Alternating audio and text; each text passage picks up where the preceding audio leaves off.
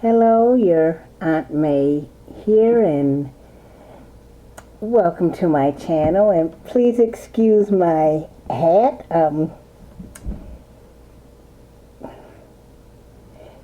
Yesterday I was washing my hair out, and one of the children decided it'd be fun to put in blue dye. So my hair is all blue. I didn't notice that when I grabbed my shampoo bottle. I just thought it was regular shampoo. I didn't realize they had put in blue dye in there. And of course, when you ask anyone who did that, it's like, I don't know. I think it'd be a lot easier if there's just one child in the house, because then you know that child was the one who did it, because you wouldn't be putting blue dye in your own shampoo unless you wanted to dye your hair blue. But I can't imagine anyone wanting to dye their hair blue, but that could be just me. But anyways, when you have multiple kids in your house, of course nobody really knows who did what. I thought about getting a truth drug and lie detector test, but a couple of my friends said that might be a little bit too extreme, and just try to relax. We'll get through this. Did you know there's a huge difference between when the young ones spend the weekend than when they live with you? Because when they spend the weekend, eventually they go home, but when they're living with you for a little bit, they're not going home, because your home is their home. So they live with you. Okay, I'm okay. I just have to breathe as I tell you the latest what's going on. Well, I have a 16 and a 14-year-old, which I mentioned in my last video. And now I have twin boys, 8 years old, William and Samuel, and they are cousins of Lisa and Tommy on their mother's side of the family. And what happened is their parents have gotten a job overseas, so they're going to be traveling a lot. They'll probably be gone at least 6 months to a year.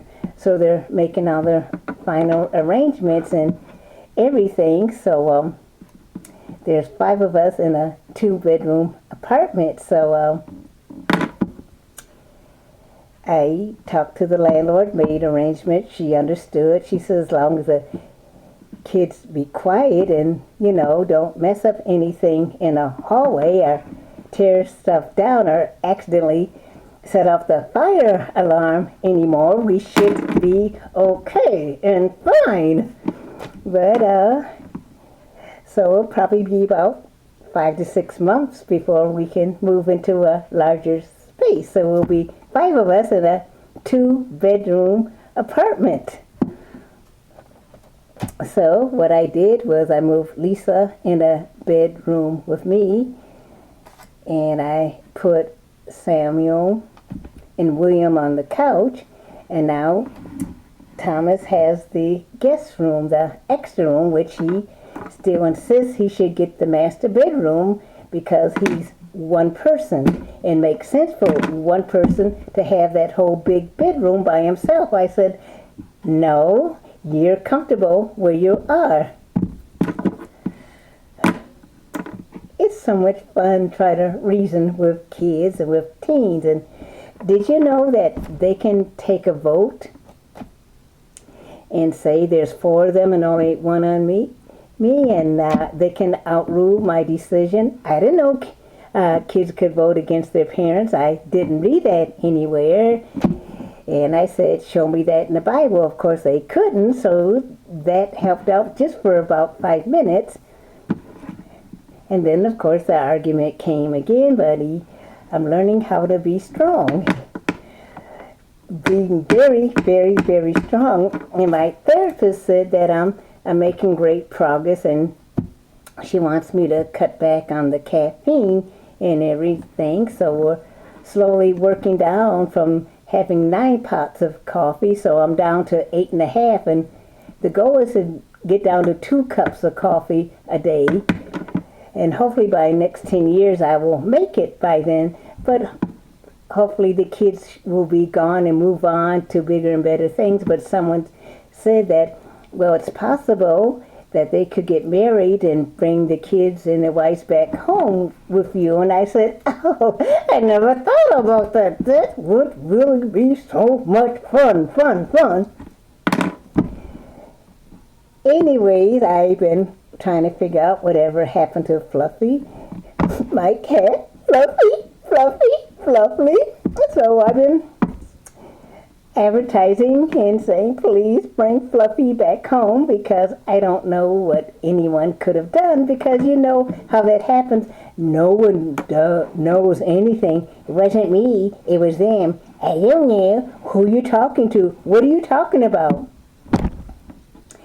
Children seem to have amnesia, which I'm trying to grasp that concept, like, huh? Did you really mean that? And I try to give them chores to do, and that wasn't me. Isn't it amazing? You put chores up on the refrigerator, you neatly type it in 20 font bold, but when you come home to check on everything, it's been scratched out and someone else's name in there. And I found it amazing that on all these chores lists that which I wrote, which I stayed up hours working on it, anointing the paper with blessed oil to make sure it was accurate, that everything's been white out and my name's on it. Okay, I was just having a moment, but just, keep you updated what it's like having kids there. A 16-year-old and a 14-year-old and 2 8-year-olds, which they're fun. Lots and lots of fun. Very, very, so much fun. Me? You talking to me? I don't think you're talking to me. Hey, Thomas, she's talking to you. Hey, Samuel, she's talking to you. Hey, I think she's talking to you. And sometimes I might just say, talking to William and Samuel, sometimes you say things you really don't mean. And one time I just commented, I said, I will knock you into the next millennium if you don't listen to me. And they're going to say, yay! When we get there, we're going to have a party and jump on your grave. Woohoo! So that's what my life's been like these past few weeks, trying to adjust to 4 people. I'm sorry, 5 people. I need to count me. And when Fluffy gets back, there'll be 6 people in a 2-bedroom apartment. I have no peace. I try to lock myself in the bathroom, but Auntie, it's like, oh. Okay, I'm okay. And that's it for this video. So please join me for my next one. The adventures of being a mom and an aunt at the same time. But it's lots of fun. And thank you again. And I hope you have a great rest of the day. And I'll see you next time around. And maybe my Fluffy will be home.